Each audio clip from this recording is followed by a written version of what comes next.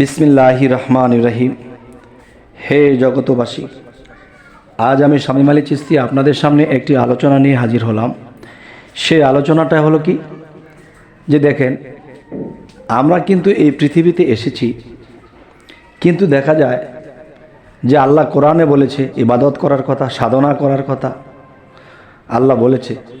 এখন দেখা যায় যে একটা বিষয়ে কিন্তু আমরা শয়তানকে আগে খুশি করি, কিন্তু নিজের অজান্তে এই পৃথিবীর সমস্ত মুসল্লিগণ, সমস্ত ইবাদতকারী যারা আছে, শরীয়তের আইন মেনে চলে, তারা কিন্তু নিজের অজান্তে আল্লাহকে খুশি করে পরে, এর আগে শয়তানকে খুশি করে।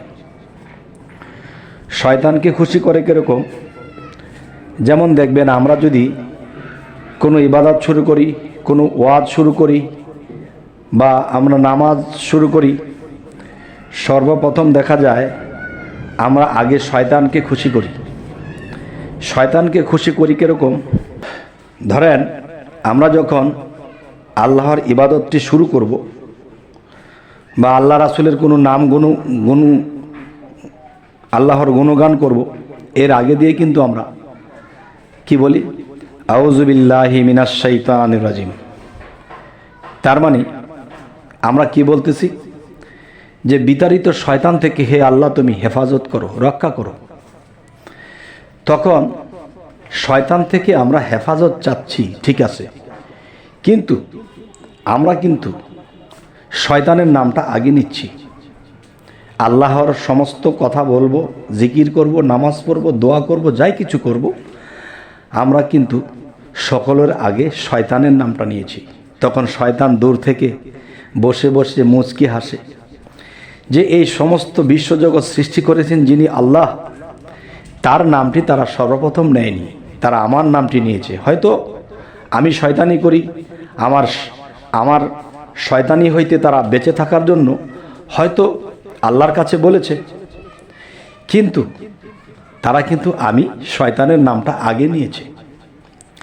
দেখবেন, আমরা যদি ঘরে কোনো খাবার দাবার বা কোনো কিছু নতুন কিছু আনি, তখন কিন্তু প্রথম খাদ্যটা নিজের বাবা মার জন্য রেখে দিই, কারণ তারা সম্মানী, তাদের ঘরে আমরা জন্ম নিয়েছি, তো সম্মানী হিসেবে আগে রেখে দিই। তখন বাবা মা যখন জানলো যে আমাদেরটা আগে রেখে পরেরটা তারা খেয়েছে, বাবা মা খুশি হলো। তো এখন শয়তানের নামটা আগে নিচ্ছি। আল্লাহ শয়তান থেকে বাঁচার জন্যই আমরা বলেছি, কিন্তু তার নামটা কিন্তু আগে নিয়েছি। আউযু বিল্লাহি মিনাশ শাইতানির রাজিম। তার মানে হে আল্লাহ, তার মানে বিতাড়িত শয়তান থেকে হে আল্লাহ আমাদেরকে রক্ষা করো। তার মানে বিতাড়িত শয়তান থেকে আমাদেরকে রক্ষা করুন। আল্লাহর নামটি পরে বলেছি, আগে শয়তানের কথা বলেছি, যে উদ্দেশ্যেই বলি। কিন্তু শয়তান কিন্তু খুশি যে পৃথিবীতে আমি এমন কিছু কাজ করেছি, এমন কিছু করেছি যে আমি শয়তানের নামটাই তারা সমস্ত ইবাদতের আগে নিচ্ছে। দেখবেন, আমি কিন্তু ইউটিউবে যখন আলোচনা করি, আমি বিসমিল্লাহির রহমানির রহিম মানে বিসমে আল্লাহ, মানে বিসমিল্লাহর ভিতরে আল্লাহর নামটি নিহিত, আমি আল্লাহর নাম দিয়েই শুরু করি। আমি কিন্তু আউযু বিল্লাহ বলি না। আচ্ছা, তাহলে দেখা গেছে যারা এটা করতেছে তারা কি ভুল করতেছে? না, তাদের কাছে এটা ভুল লাগতেছে না, কিন্তু আমার কাছে এটা ভুল লাগতেছে, তাই আমি বিসমিল্লাহ বলেই শুরু করি, কিংবা জগৎবাসী বলে শুরু করি, কিন্তু আমি কিন্তু শয়তানের নামটা বলি না। সেটা হয়তো দেখা গেছে শয়তানি জিনিসটা যখন আমার মধ্যে কাজ করবে, আমার মনটা যখন শয়তানির দিকে চলে যাবে, তখন হয়তো আমি বিতাড়িত শয়তান থেকে আল্লাহর কাছে পানা চাবো, রক্ষা চাইব, কিন্তু কোনো ইবাদতের আগে নয়, কারণ ইবাদত একমাত্র আল্লাহর জন্য। তাহলে ইবাদত যদি শুধু আল্লাহর জন্য হয়ে থাকে, আমরা কিন্তু সর্বপ্রথমেই শয়তানের নাম নিচ্ছি। তার থেকে বাঁচার জন্য নেই, সমস্যা নেই, কিন্তু শয়তান তো বলতেছে তারা আমার নামটা সবার আগে নিয়েছে। তাহলে আগে শয়তানকে খুশি করতেছি, এরপরে আল্লাহকে খুশি করতেছি। তো আমরা কি দোষী হচ্ছি না আল্লাহকে খুশি করছি? এটা আপনারা বলবেন।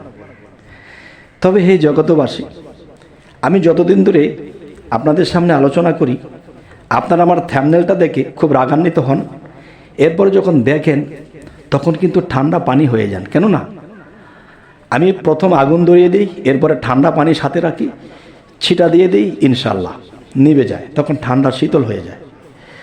তবে আজকের এই আলোচনা আপনাদেরকে কি বোঝাতে চাইলাম, আমরা সর্ব ইবাদত শুরুই করব, প্রথম থেকে শুরু করব আল্লাহর নাম নিয়ে, বিসমিল্লাহির রহমানির রহিম বলে আমরা শুরু করব। আর শয়তানের বিষয়টা হলো ইবাদত ছাড়া বলবো। দেখেন, ওয়াজ শোনা, ওয়াজ করা, এটাও কিন্তু ইবাদত।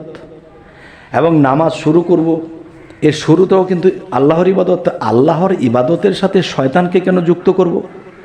শয়তানের নামটা ঘরে বসে বলবো যে আল্লাহ, মসজিদে যাচ্ছি, ওয়াজে যাচ্ছি, বা আমরা একটা তোমার ইবাদতে যাইতেছি, শয়তান থেকে আমাদেরকে রক্ষা করো। যখন ইবাদতে দাঁড়িয়ে যাব তখন আর শয়তানের কথা বলবো না, কারণ আমি তো আগেই আল্লাহকে বলে দিয়েছি। এখন যদি বলি না, তখনও বলতে হবে কেন? আল্লাহ কি ভুলে যাবে? আমি যে বাড়ি থেকে বলে এসেছিলাম, এটা কি আল্লাহ ভুলে যাবে? যাই হোক, হে জগতবাসী, আপনাদের সামনে আমি মাঝে মাঝে এমনই আলাপ তুলে ধরি যা খুবই খারাপ লাগে হয়তো আপনাদের। থাম্বনেল দেখে খারাপ নেবেন না, আগে শুনবেন এই কথাগুলো কি।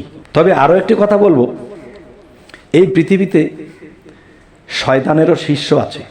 শয়তানের শিষ্য যে আছে তারা কিন্তু শয়তানের অনুসারেই চলতেছে, কিন্তু তারা জানতেছে না, তারা বুঝতেছে না তারা যে শয়তানের পায়রবি করতেছে, তারা ভালোটা মনেই খারাপটা করতেছে। তাই এই পৃথিবীতে আল্লাহ যুগে যুগে নবী রাসূলদেরকে পাঠিয়েছেন, নবুয়াত খতম হয়ে গেছে, এখন কামেল মুর্শিদ অলিয়াউলিয়াদেরকে পাঠাইতেছেন। তাহলে কামেল মুর্শিদ অলিয়াউলিয়াদেরকে কেন পাঠাইতেছেন? দেখেন, একটা হলো গ্রন্থ পড়ে এবং বাহ্যিক ইবাদত করে মাওলানা হওয়া, মমিন হওয়া বা শিক্ষিত হওয়া, এটা একটা বিষয়।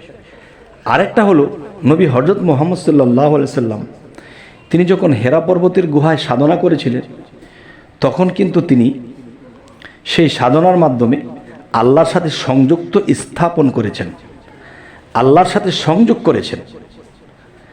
তাহলে আল্লাহর সাথে সংযোগ করে যিনি কথা বলবে, তখন তার কথার মধ্যে থাকবে কি?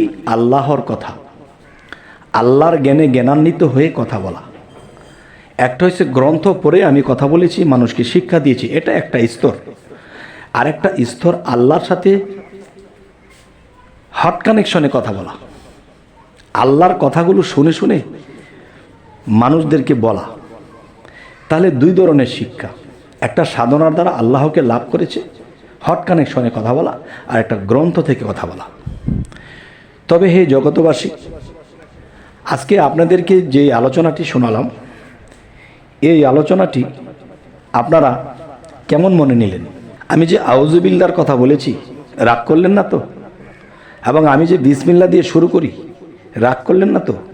তবে আপনাদের কেমন লাগলো অবশ্যই আমাকে জানাবেন।